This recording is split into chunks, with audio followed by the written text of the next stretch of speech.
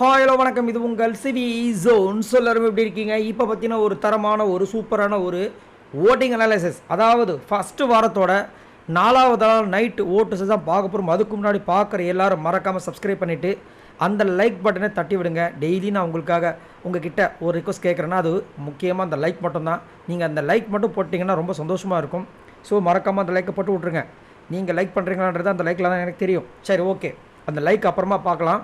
இல்லை நீங்கள் போட்டுருங்க. ஸோ அதுக்கு முன்னாடி பார்த்தீங்கன்னா காலையிலேருந்து இந்த கேப்டன்ஷிப் டாஸ்க் பயங்கரமாக போகுது. அதுலேயும் ஃபஸ்ட் ரவுண்டில் வந்து பார்த்தீங்கன்னா கிட்டத்தட்ட 8 பேர் செலக்ட் ஆனாங்க. அந்த 8 பேருக்கு இன்றைக்கி வந்துட்டு கேப்டன்ஷிப் டாஸ்க் வச்சாங்க. அந்த 8 பேரில் பார்த்தீங்கன்னா முதல்ல 5 பேர் தான் நெக்ஸ்ட் ரவுண்டுக்கு போகிறாங்க அப்படின்னு சொல்லும்போது 5 பேரை வந்துட்டு செலக்ட் பண்ணிட்டாங்க. யாருன்னா துஷார், விஜே பார்வதி, அப்புறம் நம்ம பிரவீன் ராஜ், அதுக்கப்புறம் நம்மளுடைய நந்தினி, ஆதிரை அப்படின்னு சொல்லிட்டு பண்ணிட்டாங்க. பட் திடீர்னு பார்த்தீங்கன்னா பிக் பாஸ் என்ன பண்ணார், 3 பேரும் கூட சொல்லலை, திரும்ப போய் செக் பண்ணுங்கன்னார். செக் பண்ணி பார்த்தால வெறும் 3 பேர் தான் சொல்லிட்டாங்க. அடுத்த லெவலுக்கு 3 பேர் பிக் பாஸாக சொன்னார். 3 பேர் தான் செலக்ட் பண்ணோம் அப்படின்னு சொல்லிட்டு மீதி 2 பேர் ரிஜெக்ட் பண்ணிட்டாங்க. அந்த ரிஜெக்ட்டில் வந்துட்டு விஜய் பார்வதி, நந்தினி போயிட்டாங்க. மீதி இருக்கிற துஷார் ஃபஸ்ட்டு, செகண்ட் பிரவீனும், 3வது ஆதிரை, இவங்க 3 பேரில் வந்துட்டாங்க. ஸோ ஃபஸ்ட்டு இந்த பிக் பாஸ் வீட்டோட ஃபஸ்ட்டு கேப்டனாக யார் வர போகிறாங்கன்ற போட்டிக்கு இந்த 3 பேர் தான் வந்து செலக்ட் ஆகிருக்காங்க. இந்த 3 பேரில் யார் வெற்றி பெறணும்னு நீங்கள் நினைக்கிறீங்கன்றதை மறக்காமல் கமெண்ட்ஸ் பண்ணுங்கள். அது மட்டும் இல்லாமல் இன்றைக்கி ஒரு பெரிய சம்பவம் நடந்துச்சு. பிக் பாஸ் வரலாற்றில் நடக்காத சம்பவம். பிக் பாஸ் அதை சொல்லிட்டார். நானும் இந்த 9 சீசன், இது 9வது சீசன் நடத்திட்டேன். இது வரைக்கும் நைட்டு நிறைய டாஸ்க் கொடுத்துருக்கேன். நிறைய பேர் வந்துட்டு பயங்கரமாக உடச்சிருக்காங்க. ஆனால் டாஸ்க்கை செய்யாமல் தூங்கின ஒரே ஒரு சீசன் அது இந்த சீசன் தான்.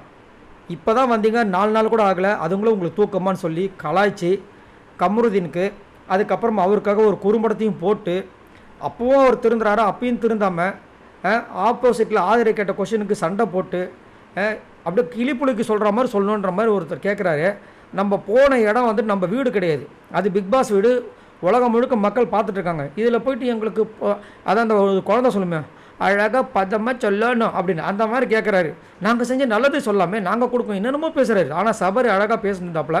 பட் இருந்தாலும் சபரி கொஞ்சம் இந்த லென்த்தை கம்மி பண்ணி கொஞ்சம் இது பண்ணால் நல்லாயிருக்கும். ஏன்னா அப்படி பேசினா ஆரியவே அருவன்னு சொன்னாங்க.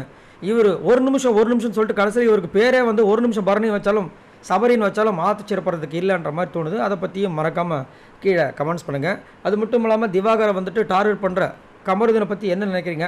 ஒரு சில பேர் கமருதீன் ரொம்ப நல்லவர், தங்கமானவர்ன்றாங்க. தங்கமானவங்க நல்லவங்க இந்த மாதிரி பண்ணவும் மாட்டாங்க. ஸோ உங்களோட கமெண்ட்ஸை சொல்லுங்கள். நீங்கள் திவாகருக்கு சப்போர்ட்டா இல்லை கமருதீனுக்கு சப்போர்ட்டா? மறக்காமல் கமெண்ட்ஸ் பண்ணுங்கள். இப்போ வாங்க இந்த அனலைசிஸ் வீடியோக்குள்ளே போகலாம். ஸோ ஃபர்ஸ்ட் பிளேஸில் யார் இருக்கா அப்படி பார்த்தா நம்மளுடைய வாட்டர்மெலன் ஸ்டார் திவாகர் வந்துட்டாப்ல. இவர் எவ்வளோ ஓட்ஸ் வாங்கியிருக்காரு அப்படின்னு 1,10,1030 ஓட்ஸ் வாங்கியிருக்காப்புல. ஓட்டிங் பர்சன்டேஜ் பார்த்தீங்கன்னா 26.74. இந்த வாரம் தான் ஃபஸ்ட்டு வாரத்தில் 1,00,000 ஓட்டு வாங்குறது எவ்வளோ பெரிய விஷயம்.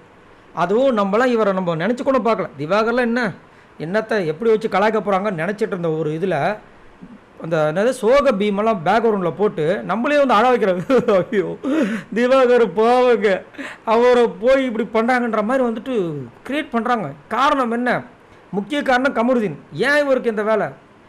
ஏற்கனவே இவருக்கு கொடுத்த வேலையை ஒழுங்காக பண்ணாமல் அந்த வேலையை கோட்டை விட்டார். இதில் வேறு வந்துட்டு 2 வாட்டி தான் நாங்கள் மிஸ் பண்ணோன்னு சொல்லிட்டாரு. பிக் பாஸ் அங்கேருந்து ஒரு லெட்டர் அனுப்புகிறார். அதில் பார்த்தா 5 வாட்டி இவர் மிஸ் பண்ணியிருக்கான்னு சொல்லிட்டு கலாய்ச்சி தள்ளுறாரு.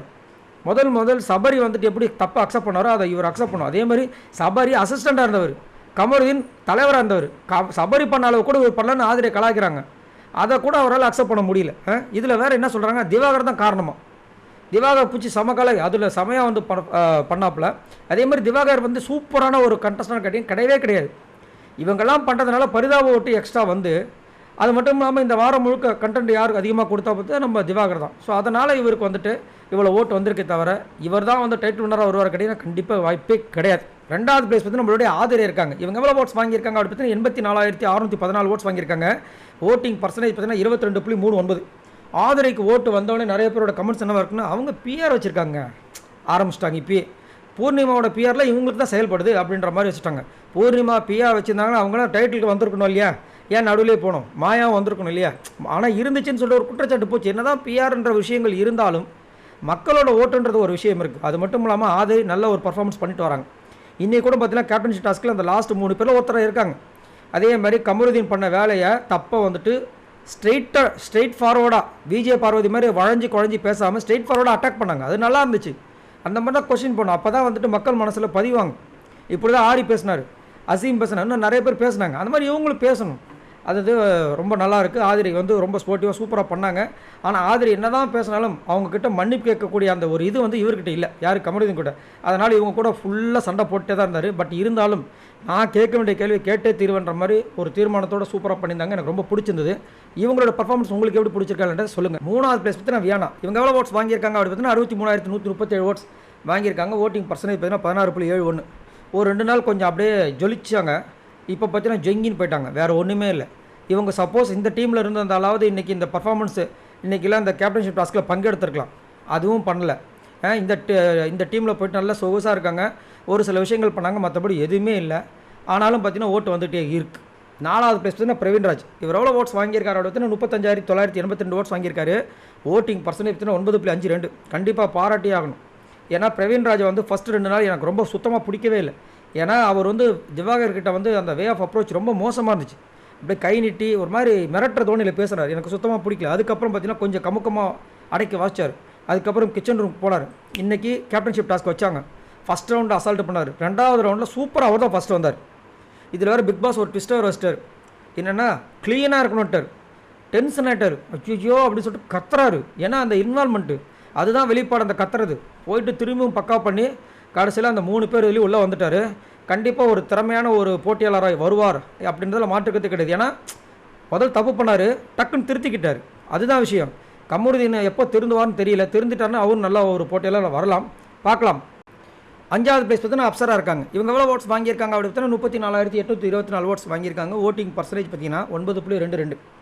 ஸோ ஃபஸ்ட் ரவுண்டில் வந்து சூப்பராக பர்ஃபார்மன்ஸ் பண்ணாங்க. பட் 2வது ரவுண்டில் வந்துட்டு அவங்களால பர்ஃபார்மன்ஸ் பண்ண முடியல. அது மட்டும் இல்லாமல் தண்ணி வந்துட்டு கொஞ்சம் கொஞ்சமாக வந்துட்டுருக்கு. அதை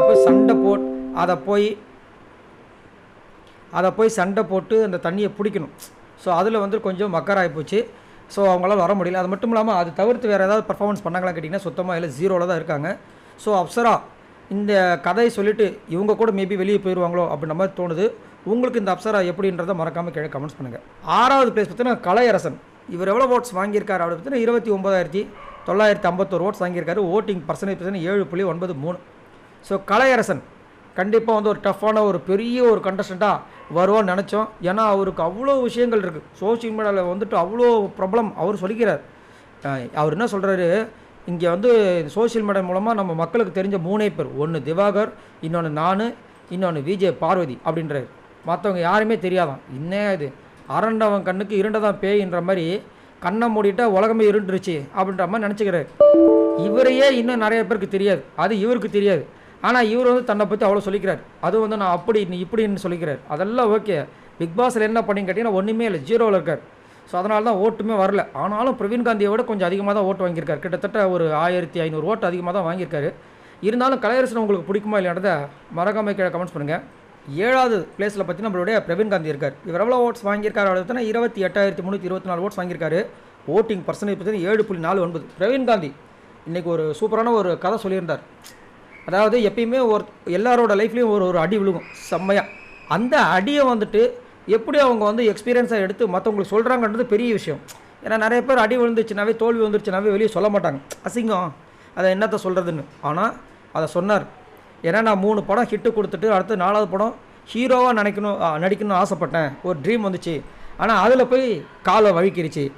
அதை கரெக்டாக நான் வச்சுருந்தேன்னா நான் இந்நேரம் பெரிய ஆளாக வந்திருப்பேன்.